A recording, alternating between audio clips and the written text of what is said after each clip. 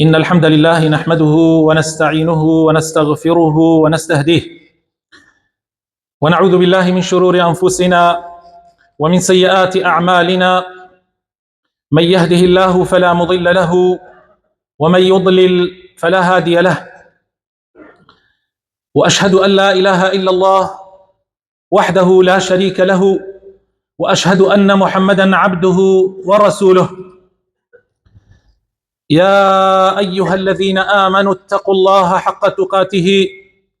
ولا تموتن إلا وأنتم مسلمون. أما بعد، فإن أصدق الكلام كتاب الله، وخير الهدي هدي محمد صلى الله عليه وسلم، وشر الأمور محدثاتها، وكل محدثة بدعة، وكل بدعة ضلالة، وكل ضلالة في النار. إيمان داراني خوشويست،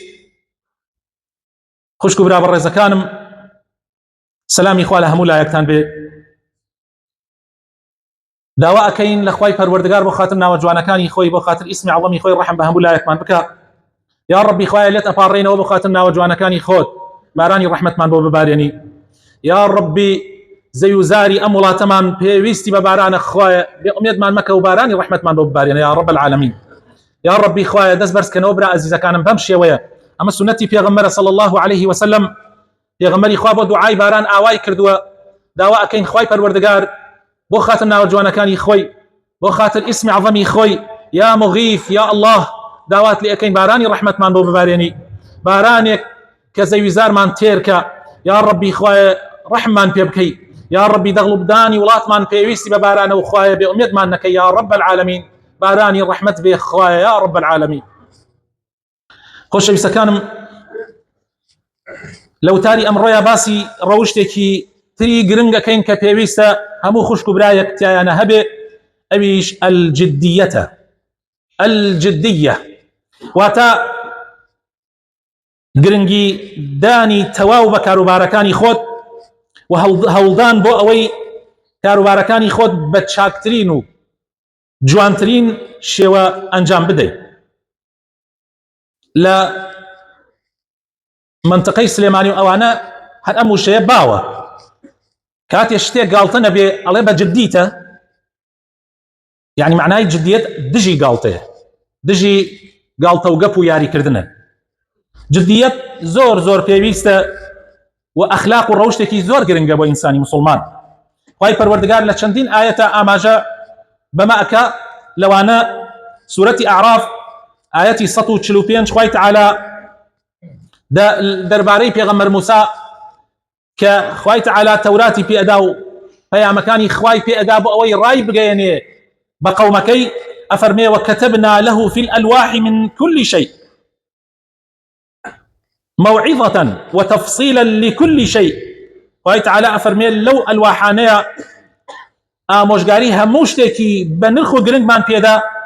و وردەکاری مەسەلەکانمان پێڕاگەیاند. پاشان خوای تعالی بە موسا ئەفەرمێ فەخودها بقوة، ئەفەرمێ ئەم پەیامی خوایە، ئەم شەریعەتی خوایە بە جدیەت و بەهێزەوە وەربگرە و بە جوانی ڕای بگەیەنە. هەروەها خوای تعالی لە سوورەتی مەڕیەمە لە ئاەتی 12 ئەفەرمێ يا يحيى خذ الكتاب بقوة وآتيناه الحكم صبية. خوي تعالى أمرك بيحيى كوا توراة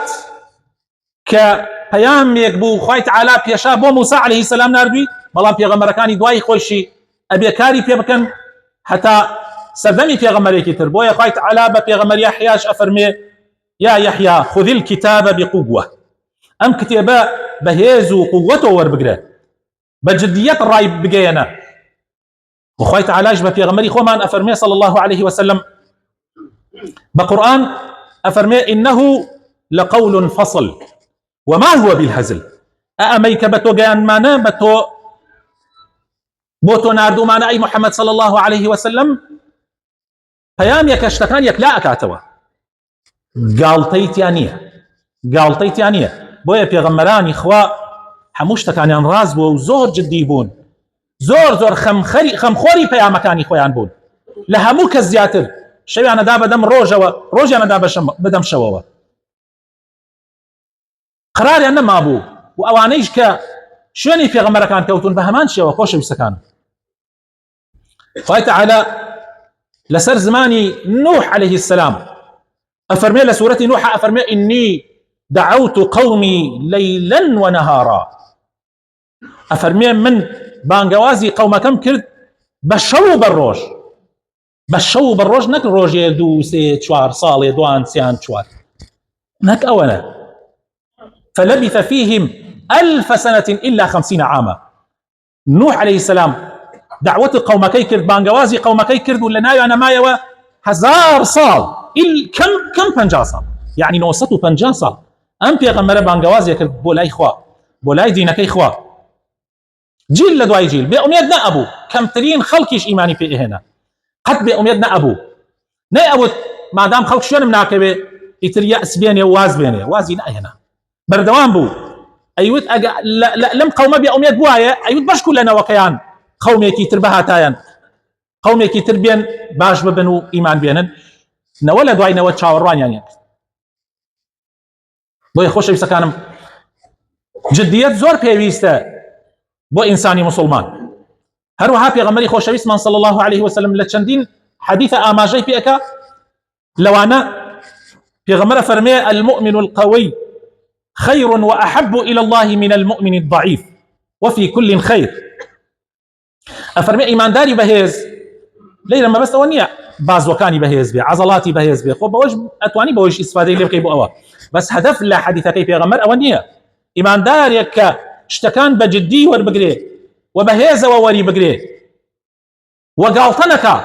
وشريعتك إخوة بجواني لأخويا جيبجيك وباشان بجوانيش راي بقيني شو بدأت دم روجوا خمي دينك إخوة بي خمي شريعتك إخوة بي زور لو مسلمان باشترك كلاوازو وكبلي كم ترخمه خو اگر چی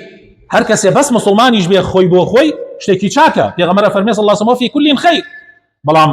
کەی ئەو کەسە و شەو ڕۆژها لە خەمی دینەکەی خوایە لە خۆیە و لە ماڵ و مناڵیا و لە کەس و کاریا و پاشان لە خەمی قەومەکەشایەتی وەکو کەسێک وایە کە دەستی نابێتە سەر کڵاو و خۆیان وتێتی بابانەی بە هەم دوانەکەی وەکو یەکوان والله براینە ئەگەر هەر کەسێک و دەستی بنایەتە سەر کڵاوی خۆیان بابای نەیبا بە حەیاتی ئەم دینە ناگەیشتە ئێمە بحياتي أم ديني إسلامنا أجيش دائما والله أجر أصحاب كاني في غمري خاص صلى الله عليه وسلم هو باسي في غمر ناكي هرباس ناكي هرباس ناكي أوي بس في غمرات ولا وهمو في غمران لا في ناوي ديني خوايا بس أصحاب كاني في غمري خوا كان أجر أصحاب كاني في غمري خوا وكو إيما خميدين أم خوا وكو إيما إستا بحياتي أم ديني إسلامنا أجيش دائما أوان هزارها كيلومتر عن أبري بو أوي ديني خوا بقينا أم جاك كدر أتشون لما الوصية أنا كرت خوان ومالكيشي كلك خوان يعني برت اسفكي اويك بكاري انا هنا ابو غزا يتتواو بتماين امان جاهدوا باموالهم وانفسهم في سبيل الله لا فينا يا خويا اي ما وين اي ما ونخمو خمي امدينا معنا امادين لفينا امدينا مال وثروه وسامان تنعنت خوشمان بكين بقرباني كم من هي نال يمنيه زور من وانين بلام حشمان وايا حشمان آماده قرباني بخوي بمالكش بدال في نايو خوايا چونك ازاني مقابله كي تشيا يقيني هي كمقابله كي بهشتا مقابله كي بهشتا اما ابخشي بلام بهشتي دسكبه من مسلمان بيني و آماده قرباني دان بو وبينيش بقرباني داوا بمالي وبنفسي بلام كوتم كما بداخوا زمني إيما زمني تمالية زمني قرنجيدانة بمال بسروت وبسامان بويك شانا أم شانازيك خانوكي لهناك أو جوان تربية أو شانازيك لهناك أو جوان تربية أم هولا دامو شكيلة أو زياد تربية أو هولا دامو شكيلة أو زياد تربية إتر قرنجنية بچي بيايك قرنجنية للاي برقاي حلال يا برقاي حرام قرنجنية ديني خوي أفروشيت لبيناي أويا يا ناي فروشيت قرنجنية مداخوا ابن عمر صحابي في غمري خوا فرمي اجر طبعا لحديثك في غمري خوا صلى الله عليه وسلم هل اول جرته فرمي في غمري خوا صلى الله عليه وسلم فرمي الى دنيايا وكو عابر السبيل وابن وەکو ڕێبوار وابن ئەم دنیای ئەوە نایەنێ ئینسان زۆر گرنگی پێ بدا، گرنگ ئەوەیە بژێت وە سەربەرزی بژێت بە ئیمانەوە بژێت، ئەوە گرنگە. ئەمجا ئەفەرمێ ئەگەر ئێوارەت بەسەرا هات بە تەمای بەیانی مەبە. ئێمە لە لامان کە ئێوارەمان بەسەرا دێ لە خەم و خەفەت و پەژارەی بەیانیە خەومان لێ ناکەوێت. ئەو ئەفەرمێ ئەگەر ئێوارەت بەسەرا هات بە تەمای بەیانی مەبە، ئەگەر بەیانی تیش بەسەرا هات بە تەمای ئێوارە مەبە. والله ئەگەر وا نەبی دینداریەتەکەت بەقەوت نییە. وەی کێشەی ئێمە ئەوەیە، ئیسا ئێمە باسی قوربانیدانمان کرد لە پێناوی خوایە، کێشەی ئەوەیە ئێمە بۆ قوربانی لە پێناوی خوایە نادەین، چونکە ئێمە وانیمە. ئێمە هەزار حسابات بۆ 10 ساڵی تر دەکەین. من چەند جارێ بۆتۆمە هەر لە خانووکردنمانە ئێمە خانووەکانمان بە شێوەیەک ئەەکەین، ئەڵێن کوڕەکەمان ئەگەر ژنی هێنا جای کوڕەکەی مناڵە، ئەگەر کوڕەکەمان ژنی هێنا قاتی سەرەوە بۆ کوڕەکەیەکە، ئەگەر ژنی هێنا بەیانی کە کوڕ گەورە ئەبێ یا شۆفڵێک دێنێ لەو خانە هەر باوەڕی پێ نییە، قەناعەتی پێ نییە، بۆ چەند ئاجار وا بووین ئێمە کاتێک گەورە بووین ڕازی بووین بە خانەکانی باوکمان کە بۆمانی کردبوو نەوەڵە، یا شۆفڵێک تێن لێدا یا ئەڕوا خانوویەکی تر ئەگرێ و هینەکەی باوکی بەجێ تێڵێ. یعنی ئەو خانوایی کە باوکی کردبووی ئەو هەموو غورفە ئەو هەموو ژوورە تەنها جنۆکەی تیامێنێت و هیچی تیان نامێنێت. و زۆرێکش لە خەڵکی وایە. هەر ئێمە گشتمان وامان پێ هاتوو ئەوەنە فیزمان زل بووە، کەسمان کچمان نادەین بە یەکێک لە ماڵی باوکی بژێت. براخۆ من کچ نادەمە فڵانە کەس تا خزمەتکاری دایک و باوکی پێ بکەن. نەوەڵا بابا مەخوا جایەکەی یەکەم مەرجمان ئەوەیە جیا بەجێ دایەنێ یا بەجێ داینانی. ئێکەوا بوو ئیتر بۆ من بڕۆم خۆم عەزیەت دەم خانۆکەم قەرز یان نەقەرز بەڵکو بە حرام دەسە بم بۆ حرام لەبەرەوەی خانیە بکەم دووقات بێ بۆ کوڕەکەم. ئەسڵەن کوڕەکەم تایە دانانش دەگمەن هەیە دەگمەن. سیارەکانمان ئێمە کاممان ڕازین بە سیارێکی ئاسایی، بە سیارێکی ئەتیادی، هەر بەردەوام هەوڵمانەوە هەڵپەمانە بۆ بانتر ئیتر زۆر جار ڕێگای حرام شەکری نەبەر. ئەوەیە مشکلەکان خۆشەویستەکان. ئێمە دائیمەن حساباتەکانمان بۆ دەیەها ساڵە، بەڵام خۆی لە ڕاستیە لەوانەیە ساڵێکی تریشت نەمابێ لە ژیانە، لەوانەیە 6 مانگت نەمابێ. بۆ کەم کەسەیە لە ناو ئەم مزگەوتە لەم راو لەم لاو لەولا دائنشت چەند کەسەیە ڤیدۆکانتان بۆ دێنمەوە دووبارە یەکەینەوە کاتێک کە ئاوا بەناوی خەڵکەکەی ئەگەڕیا دەیەها کەس هەیە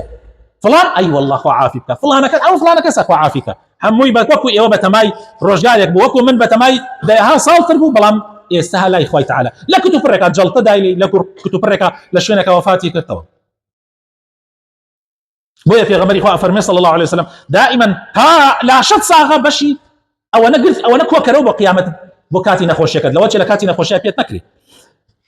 تا لە ژیانای ئەوەنە خڕکە بەشی مردنت بەشی کاتی مردن چونکە کە مردیەک سبحان الله مەجالت نادرێ والله مەلائیکەی مەرگ هاتە بانسەرت ناڵێت تۆ کێیت و کوڕی کێیت والله گیانتە کێشێ و هەر بۆ خۆت هاوارکە سوودی نییە گیانتە کێشێ پێی بڵێ تو خوا مەجالی یەک دەقم یەک دقە یەک سانیە مەجالم دەبات 2 جار سبحان الله بکەم یەک شایەتمانێکی تر بە جوانی بێنم والله نایدا ئەڵێ تەواو ئەو هەناسە ئاخر هەناسەی تۆ بوو ئەو تیکەنانەی کە خواردت ئاخر تیکەنانی تۆ بوو ئەو ئاوەی کە خواردتەوە ئاخر قومە ئاوی تۆ بوو تەواوی ئیتر مەجالی تیانە دڵت ئیتر لێ نادا تەواو ئەوەیە خۆشەویستەکان بۆیە پێویستە ئێمە جددی بین بەڕاستی پێویستە جددی بین لە عیبادەتەکانمانە خوای تعالی دەربارەی عیبادەت دەربارەی نوێژ ئەفەرمێ مسلمانان پیاوانێکیان تایە سیرکەن خۆشەویستەکانم رجال لا تلهيهم تجارة ولا بيع عن ذكر الله پیاوانێکیان تایە مسلمانان پیاوانێکیان تایە تجارەت کڕین و فرۆشتن لە ذکری خوا مەشغوڵیان ناکە وإقام الصلاة لە نوێژکردن مەشغوڵیان ناکە وإيتاء الزكاة لە زەکاتدان مەشغوڵیان ناکات بۆچی ئەم پیاوانەوان بۆ خەڵک تر چەندێ دەستی گردێتە ماڵی دنیاوە چەندێ دەستی گردێتە بەڵام نە پیاوانێکەیە لەناو ئیمانداران تجارەت کڕین و فرۆشتن هیچ دنیا مەشغوڵیان ناکەن لە نوێژ و لە زەکاتدان و لە عیبادەت و لە خواپەرستی يخافون ئەترسن لەبەر ئەم خاڵە يخافون يوما تتقلب فيه القلوب والأبصار چونکە ئەوان لە ڕۆژێکە ئەترسن شتەکان هەڵەگێڕێتەوە بەخوا دڵەکان چاوەکان ئەبڵەقە بن ئەوان لەو ڕۆژە ئەترسن ئەزانن ئەو ڕۆژە هەیە بۆیە خەمی دینەکەیانە خەمی پارە و پول وایان پێ ناکات واز بێنن لە نوێژ واز بێنن لە عیبادەت واز بێنن لە تاعەت دووهەم خۆشەویستەکانم جدیەت لە گۆڕانکاری منکەرێکە بینین ئێمە ئەمە مەبەستم گشتانە مەبەستم خۆمە مەبەستم هەرچی مامۆسایانی ئاینی هەیە مەبەستم هەموو کەسێکە ئەمە تەنها لەسەر مەلایش نییە خۆشەویستەکانم کۆمنتەکان زۆر جار ئەبینم من هی خەڵکی تریش خوێنمەوە ئەمە تەنها ئەرکی مەلا نییە کاتێکەوە خراپەیەک ببینێت لێی بێدەنگ بێت لێی بێدەنگ ئەبێ بەڵکو ئەرکی هەمووانە کاتێک کە خراپەیەکە بینی هەوڵ دەی بیگۆڕی ئەرکی هەمووانە ئەرکی هەمووان خۆشەویستەکانم ئەرکی تۆیە ئەرکی منە ئەرکی هەمووانە پێویستە خراپە ببینین بیگۆڕین پێویستە نەیتێڵین ئەگەر توانیمان بەدەست ئەگەر نەمانتوانی بە زمان خۆ زمانمان نەبڕاوە ئەبێ هەوڵ دەین بیگۆڕین ئەی ئەگەر نەکرا لە زروفێکە لەوانەیە زروفێ بێتە سەران نەتوانی لە دڵەوە بێ پێت ناخۆش بێ ڕۆژێک هەبوو خۆشەویستەکانم من لە مەکتەبێکا بووم 600 تەلەبەی بوو ئەتوانم بڵێم زۆرینەی زۆری ئەگەر نەڵێم هەر هەمووی بە زۆر کرابوو بە بەعسی مدیری مەدرسەکەمان مەسئولی منەظەمە بوو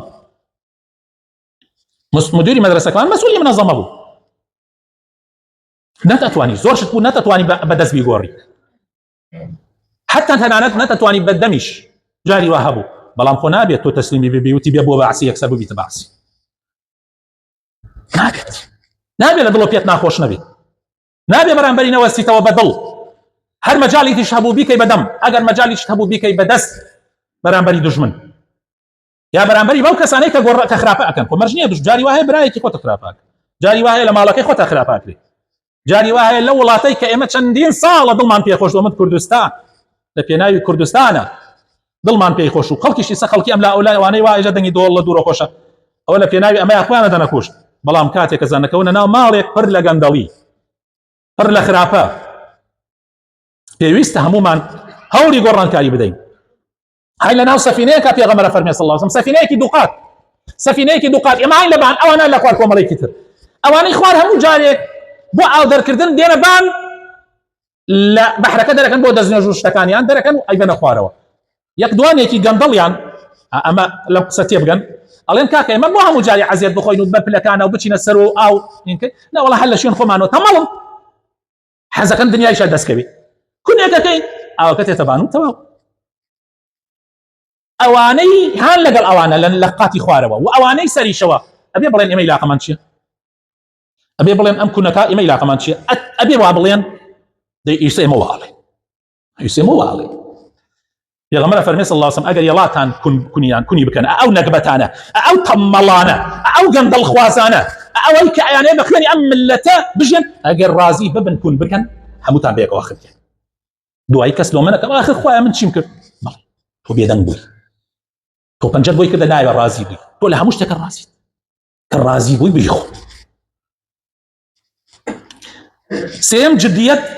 لە نووسینەوەی وەسیەتە هەر وەسیەتێکتان هەیە لە ماڵەوە براینە پێغەمبەری خوا فەرمێ صلی الله علیه و سلم دوو شەو مەیلن بەسەریان تێپەڕ ببێ ئیلا بینووسنەوە وەسیەتێکتان هەیە بۆ نمونە پارەیەک تەیە لە شوێنێکە یا لای یەکێکە نەڵق تۆ بردی دوای پارەکەت بڕوا لە وەسیەتەکە بینووسەوە بدە دەست خێزانەکەتەوە قەرزاری کەسێکی یا یەکێ قەرزارتە یا شتێکت هەیە یا بابەتێکت هەیە ئەتەوە خێریە بکەی کاکە تۆ خێر پێی بۆ مزگەوت ئەڵێ کرد من مردم دوای من بیکەن خەڵکی شەیە ئاوا حەزەکە ئەوە بکە قەیچێکە ویش چاک ئەگەر من دوای ئەوە بیکەن بەڵام باشترین خێرەوەیە کە خۆت تا های لە دنیاە خێرەکەی خۆت بکە لە دنیاە ئەگەر خێرێکت هەیە زوو بیکە هەلەی تیا بکە ئەگەریش نایکەی بیکە بە وەسیەت بەڵام وەڵڵاهی وەسیەت لە 180 ئەگەر پارە بێ زەحمەتە تەطبیقی بکەن مەگەر کوڕەکانت زۆر ساڵح بن کچەکانت زۆر ساڵح بن ژنەکەت زۆر چاک بێ من هەنێ ژنم بینیە پیاوەکەی وەسیەتی کردە من دانیشتوم لە دابەشکردنی میراتەکە تا دانیشتوم وتیانە وەسیەتی کەوتی حەقمان نییە بۆ خۆی وەسیەتی کرد هەنێ ژن هەیە ئەوە نەتوانێت ناسێت تا های لەگەڵیا کە مردی ناتناسی حول ولا قوة جديت لە فێربوونی علمە هەنێ کەسێ خەمی دینەکەی خۆی ناخوا خەمی شارەزابوون لە دینەکەی خەمی زانست و زانیاری ناخوا خزمەتی ئەم ملەتەی پێ بکە خەمی ناخوا لە خەمیان نییە سەیرەکە حتا جوڵعەکەیشی گرنگەوەی لە کۆڵی کاتۆ ناڕوا بۆ شوێنێ فێری دینەکەی ببێ گرنگەوەی لە کۆڵی کاتۆ کوڕاڵێ دەی ئەڕۆین دوو دەقەیە سێ آخر کەسی شەکاتە مزگەوت زۆر لا لەو لاوەتی تااقەت هەر نییە وەکو ئەنەوە زۆر هاتووە بۆ مزگەوت تااقەتی علمی نییە تااقەتی فێربوونی دینی نییە خەمی دینەکەی ناخوا کەی ئەوە وەکو ئەو کەسانەواتانێتەوە سيري أمبر دمك أواني هان لمبر دما وكو أنا وان لبوا لا والله وكو أنا نين ومن راسي تانتي الله بنتا ناشر مو أو يكدي اللي يقرب على خي دروسك كأجر عذري نبي أجر عذري هو مسألة كتير لو يقرب على كيدرس كم هو ريزي بردم يقدر به والله إلا بل أول نبي السرماية من قطنا على ريزي وبكروا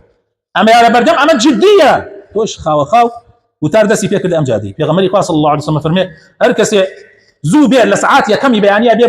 بو جمعه وقوايا حشتري كيسر بري بي هركسي ساعاتي دون بي وقوايا مانغاي كيسر بي غاي كيسر بري بي لفينا وقا هركسي لساعات سيما هاد وقوايا كاوري كيسر بري بي روجي جمعه لفينا يقا هركسي لساعاتي شوارما هاد وقوايا مريش كيسر بري بي لفينا يقا هركسي اگر ساعاتي في انجمها وقوايا الكيكي كردي تخير او روجه اگر كسي باني دا او جهاد يا غمري قا فرمي صلى الله عليه وسلم البانك دانا ملائكه كان سجل كان يان دا اخن تيجي معك كفر لكوري كاتو اما دين دارتين يا خوش يسكن يا منا ما دين دارتي نبي ابي انساني مسلمان قرم قربه ابي انساني مسلمان خمي دينك اي خوي بخوا خمي عبادتك اي بخوا الرواتب ما التلفزيونك على سر هارشي جويناداتي حاله سر هارشي من على كان تشيل موبايلك اللي انا او جويناداتي يا اما كي خم خواردني دينه اما دين دارتي تو هتا كخمي من على ناخوي خمي جنك ناخوي خمي كركت ناقوي خمي كشكت ناقوي بياني كركت جورا ابي 15 سال 11 سال انجا كارساتك دزيكي جوراك او باوكو داي كامل عليه مالكا بويا من على كي بياني زلامك وجي بويا من على كي بياني دزيكا بويا من على كي بياني نيوش ذكر درجه بويا من على كي بلام تو ابي دائما خمي من على كتبي من نالم تنها خمي تو كافيه خمي دايتي شي لقريه دور بركش حساوه ما موساي مكتبكش كما مصاب الرزقان لواني نيوي ام مجلس سبن ما مصاب الرزقانش حساوه ولا مكتب ما موسى ابي ما موسى ابي راسمو تشجرينجا اما زور جرينجا بس ما موسى ابي خمي تلبكان يخوي بي ابي اداي واجبي يخوي كاب الجواني راس ازان زون تان لي اكري لمنش اكري وكشون لي وش اكري منش حزوم لي كم وشي مجدوا اكري وابي وازير من خطبه الجمعه ابي ايت نصيحتنا كم ابي خمت عنكم ابي للروجي شمو من وتاري جمعه حاسبنا كم بو امره ابي جوينا دم يوكوني ما موسى روات سن كرسي كاجا والله بيرم ليك دو باسي تشيكا نبان كرسي كليله كجايت الى امجا بيرك جمعه باسي تشيكا ابي من شواب كم نا ابي من خم واجب اويا من وتاري جمعه هذا كم بويا ابي وتاري هذا كم ك خوا في غمر ابي وتاري بك بيويز كا لو ظروفه بو او ظروفه بو او وضعه توي ما موساش ابي خمي من على قيمه بخوي كي خما بردست خمي بخوي حيفا ما موسى مكتبه جميع بدا من اوديتو والله ما موسى واو كسي كردو جويني باو داو وتي باوتي لفظه كان ناشئ ديجني ما موسى شلون ابي وابي ما موسى من لابتدائي بوليسي ابتدائي بما موسى فيري نيوجي كردم فيري درس نيوجي كردم ما موسى بو اماني برد درسي ورزج بو اماني برد دروا لقوا لكاتي حزبي بعثه من امي بوتاني بعثه كم صاري هفتاو هشتو هفتاو نو او انا تنبو بعثه كم او كاتي الابتدائي بوين لسيو تشاري ابتدائي بوين اماني برد لك توزي توفاني تيك دو ايكم اني كردو يا بريك يا نار ناوسا حكوا بريك لملاو فيري دز نيوجي كردين فيري نيوجي كردين فيري ديني كردين فيري آداب كردين فيري لقل باو كاتشون بي لقل داي كاتشون بي لقل ما موسى كاتشون بي فيري همش ليكي جواني كردين ما موسى في ارماني كرد من نيوي اوي كهمل لما موسى كان مكتوب في اربو حتى قيامتش دعاء خيرا بوك نيوي اوي كهما لما موسى مكتوب في اربو بريك يكريكم هولم داو جدية لبانغواز كردنا بو ديني خوا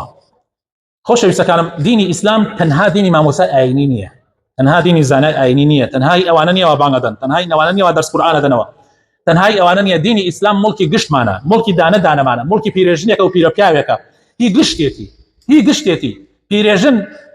بيرجنيك زور ضروري لمالو دينك اخو هودا تطبيقك وبانغوازي بوكا بقسي انكر هر باشا بقسيش انك هر ابي دوباري كاتو روجانا بردوام ابيكم نصيحتي من علاقتك بردوام نصيحتي شاغر دكتك بردوام نصيحتي هاو ريكت بكي ام ديني خوا وايا خوش بسكانم ديني اسلام ديني بانغوازا ديني امر بتشاكيه ونهي لخرافيه نابي خمينا خوي بويا ابي هموما تو مالي من الى خمشي يعني دينك هي هموانا برزه هي هموانا يك كلمه في ما مصايق ما مو دائما في يكردين حل من عليوه ايوت اجرتو حرفكاني او حرفاني كقراني لسدا بزك فيه وتي حرف عربي كان ايوت بسوجت حرفه ايوت تو في حرف الف بوي ايوت مالي بعمل حرف بسوجت حرف كثير بروما حرفيه ام جاتي خوف في رقم ايوت تري الف بوي في خوف فيك من يسفيا نبم في ريش نبم امر ولا مسجود باسيك يتر مالي خبر عمل ملاني مو بخوا باسيك خطو زور نار او حديث باسك ما من امر باسك او ايه شرح حكي يا من شرح حكي والله ما لا فلان وايوت ما مسا فلان وايوت بس بيدن موا كاكا بيدن موا لا عزيزه كان بيدن موا خو يا اويك يا ما يكشلو بيدن بونه بريك مان حر توا وخما مال وضعك كيف كردو على خما لحيتشني واش نابي يوادار ان شاء الله بين خما مراجعيك خما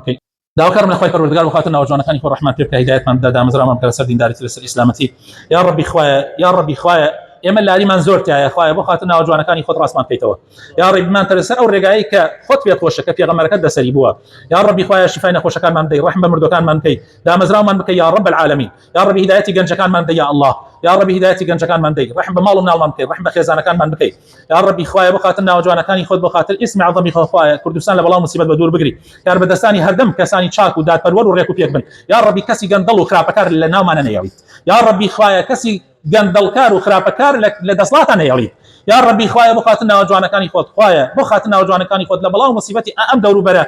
کە هەموو وڵاتانی دەوروبەرمان پڕ لە مەشاکل و کێشەیە خوایە وڵاتی ئێمە بپارێزی و هەروەها ڕەحم بە ئەوانیش بکەیت و خوایە بۆ خاطر ناوجوانەکانی خۆت ئامین.